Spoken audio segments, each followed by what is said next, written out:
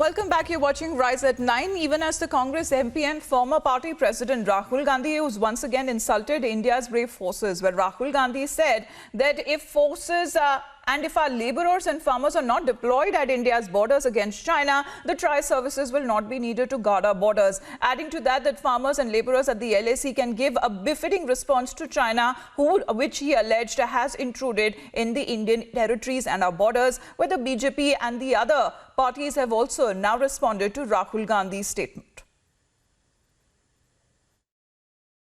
If you use India's laborers, India's farmers, India's workers, you will not need the army, navy and air force to be standing over there.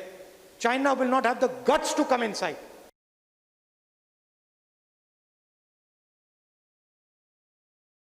When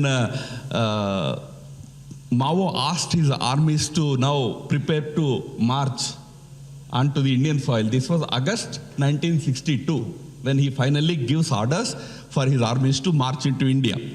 Chou En-lai reminds him. Chou En-lai tells him, sir, but we signed this Panchsheel with Nehru, in which we committed that we will have peaceful coexistence. The historian writes that Mao winked and said, tell Nehru that between India and China, it's not peaceful coexistence, it's armed coexistence. Until then, we were under the impression that peaceful coexistence hai, Panchsheel hai, we don't even need armies. Great grandson is saying same thing today in Chennai. I don't know how many of you have followed it. He said, we don't need army, we don't need navy, we don't need air force. We can ask our farmers, our workers, our labor, our ordinary citizens to go and guard our border. This is the kind of romantic thinking Nehru used to have those days.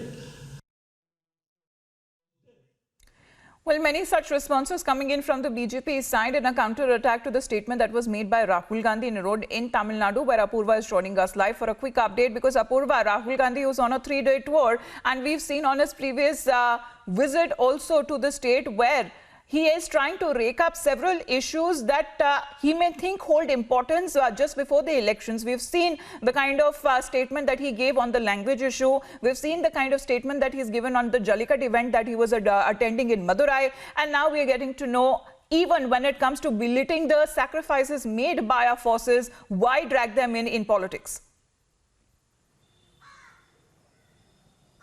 Well, that's right. Definitely, Rahul Gandhi is continuing his 3-day tour in Tamil Nadu. In fact, yesterday in Erode, while he had been speaking, addressing the media and the general public, he had talked about several important issues pertaining to Tamil Nadu, be it Jallikattu or the one language, one nation policy, or even about Indian farmers as well. In fact, going ahead, Rahul Gandhi had also stated that there will be not any necessity for the army, the navy or the other armed forces on the India-China border to protect us from China if we have strengthened our farmers, is what Rahul Gandhi had gone on to say. In fact, he said that China will not have the guts to attack us, or China will not have the guts to face us, is what he said. He also emphasized on empowering farmers, and not only that, Rahul Gandhi even on it focused on several important issues. He also talked about the one nation, one language policy. He said that the Prime Minister and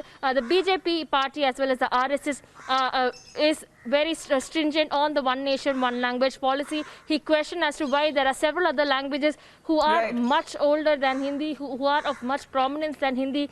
And he also talked about that also ascertaining that one language, one nation is not something that should be practiced in the country, is what he said. In fact, Rahul Gandhi is continuing his insult to our bravehearts there. What Rahul Gandhi has said in Tamil Nadu on a 3-day visit. We'll continue to pick up more reactions on the same, especially the kind of criticism and the counter-attacks that have been coming from the BJP side, and also the statement that has been put out and the reaction by the BJP unit state president in the state of Tamil Nadu. Thanks very much, Apurva, for joining us live this morning.